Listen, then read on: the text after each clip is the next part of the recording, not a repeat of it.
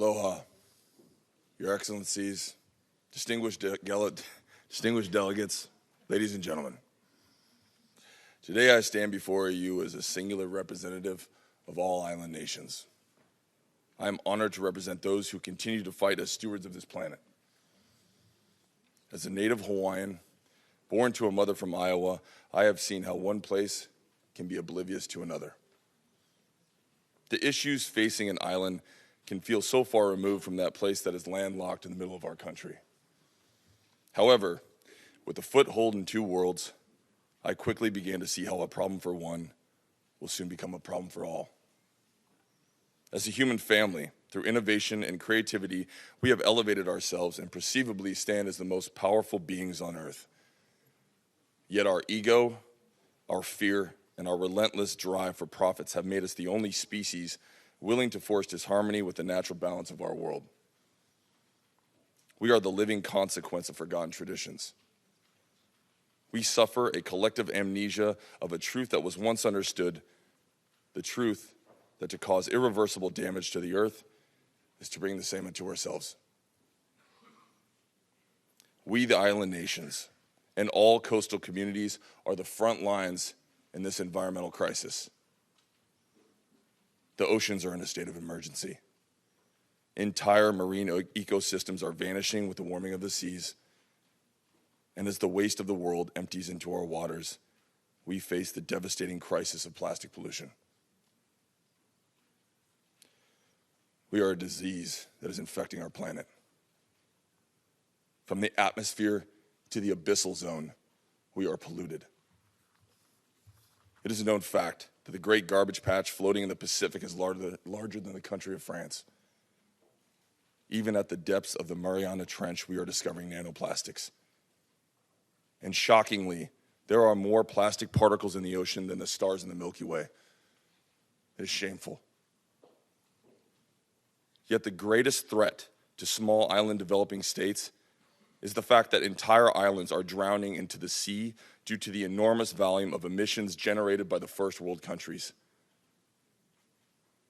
Island nations contribute the least to this disaster, but are made to suffer the weight of its consequences. Our governments and corporate entities have known for decades the immediate change is needed, yet change still has not come.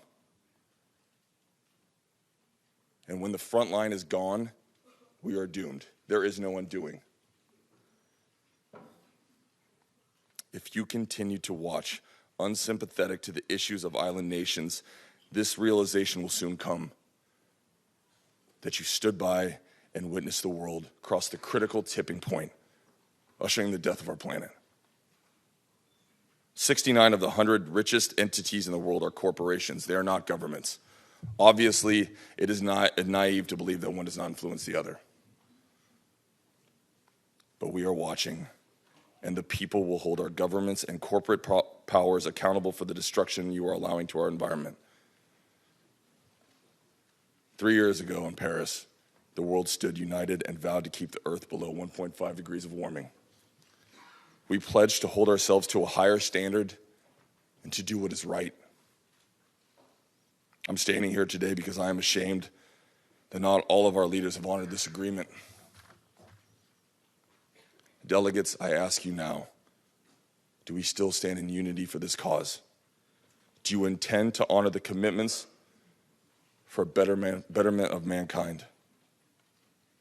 Or will you continue to chase short-term profits above our children's basic human rights to live on this earth? Change cannot come in 2050 or 2030 or even 2025. The change must come today.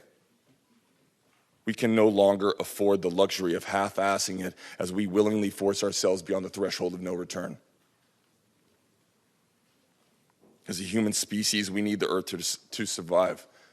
But make no mistake, the earth doesn't need us. We are demanding global unity for a global crisis to once again bring harmony between mankind and the natural balance of our world. We must right the wrongs we have done against our children and grandchildren because we are gifting them with a world that suffers from our irresponsible stewardship. I leave you with an island proverb that states, he wa'a, he moku. he moku he va'a. These words teach us that all land, no matter how big or small, floats on the ocean like a canoe in the middle of the sea.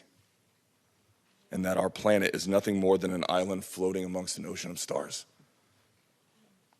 Life on a floating vessel has limited resources. It requires strict conservation practices and carefully planned navigation to ensure survival.